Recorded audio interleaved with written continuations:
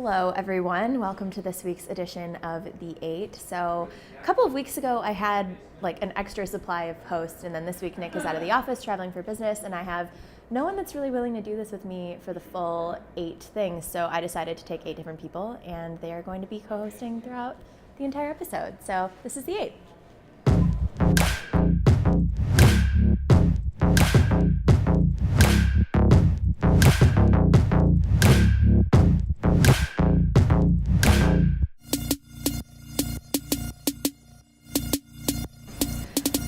Starting off The 8 with some fantastic news, joined by Johnny Joff. Thank you for making your 8 debut. Yeah, I'm glad to be here. All right, so this is some fantastic news for anyone out there that is basic at heart. It's okay to admit it. So the pumpkin spice latte is officially back at Starbucks.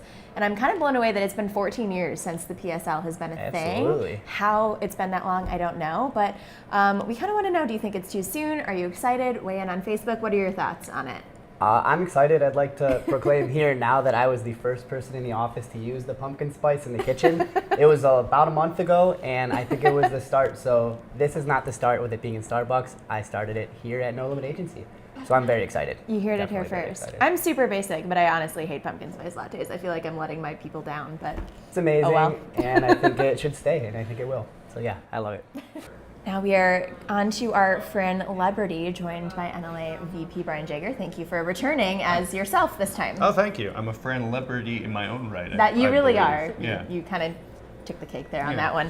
So to kick off 1851's latest issue, which is the Awesome Franchise Suppliers issue, we're highlighting one of our favorite Fran Lebertys, Steve Biegelman, of SMB Franchise Advisors. And Brian actually just wrote a great piece that went up on the main site, kind of highlighting his story.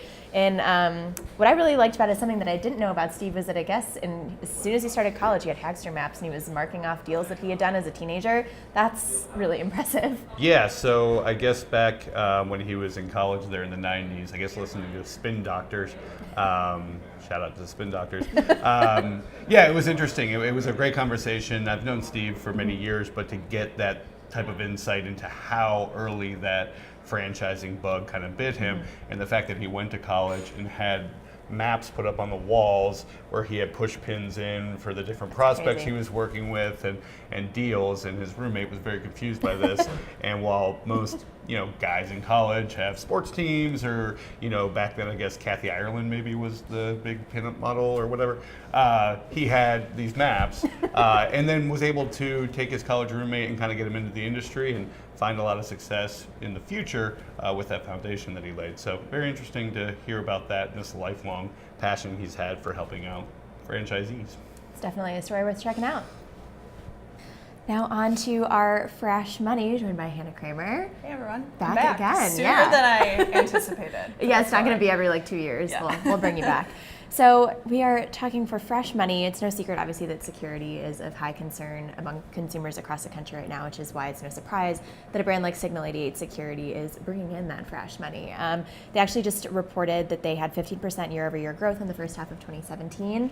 And I think that a lot of that is due to the fact that they're experts in their field. More than 70% of their franchisees are coming from either a police or military background, which I think speaks to the credibility that they bring to the table.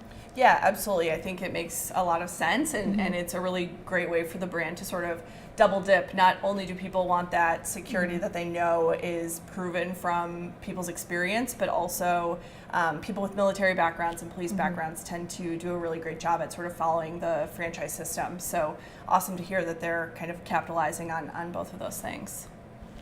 Now on to our Frant of the Week, joined by No Limit Agency VP Lauren Mormon. Back.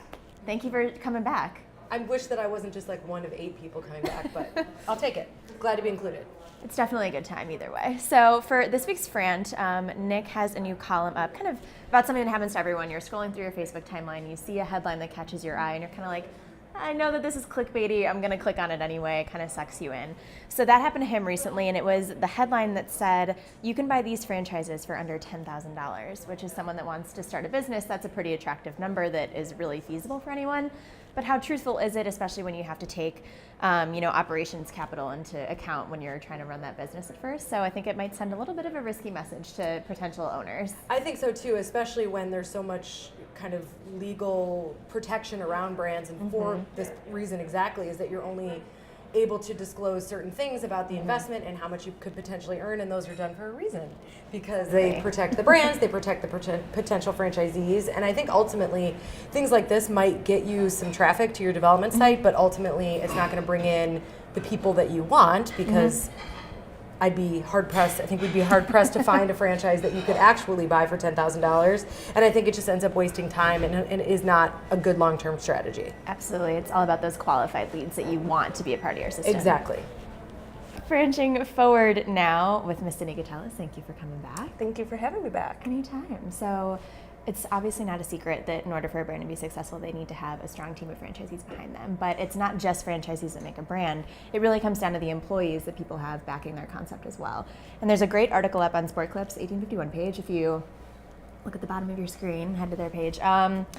Just about how they recruit top-tier stylists into their system. And for them, it's a combination of the latest and greatest technology that's out there combined with social media and how they're able to really show people who are outside of their concept what a day in the life is like as a Sport Clips employee. And I think that highlighting that on their channels is a great way to kind of expose their opportunity and open up those lines of communication.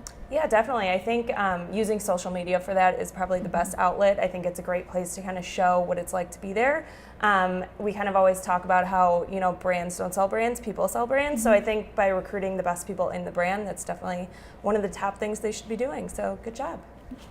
Now for our Fran Funny, joined by Katie Murray here. So this one is another one of my really bad dad jokes, so sorry about it. But I used to be afraid of hurdles, but then I got over it. So funny. I like it. Onto our Franspiration misquote. Get ready, it's pretty intense. So if you fell down yesterday, stand up today. If you started a business that needs to grow, consider expanding through franchising. That's H.G. Wells. That's a really great misquote. Thank you. All right, I think we saved the best for last here with our Frenemies versus Frans, joined by No Limits President Brian Van Dyke. Thank you for making your first official appearance on the 8th. Thanks, Cassie. Thanks. I'm glad to be here. Perfect. So we are talking about a Fran this week, definitely not a Frenemy. There's a new issue, as we mentioned, up on 1851's main site if you check it out right now. And on our cover is Franchise Business Review. And essentially what they've done is kind of redefine the term credibility within the franchising industry. And it was founded by Eric Stites with this idea that validation is really everything in franchising. And so now it serves as this great resource for people that are trying to get to know a concept and see what local owners really have to say about the companies that they're working with. Yeah, I think it's really a great idea. When I think about this company and I think about a real storied institution called Consumer Reports. They're like the consumer reports for the franchise business. And if you're gonna take that step to actually go into this business and start a business on your own, to become part of a bigger company like becoming a franchise owner, having that company there to help you weed through all these opportunities, I think it's going to give you a real peace of mind, to make that kind of step. And so having somebody like this business here is going to be just beneficial to their customers. So I think it's a great idea. Absolutely, it gives you that level of security going into it. So thank you again, something to look out for, and have a great week. This is the 8th. Bye.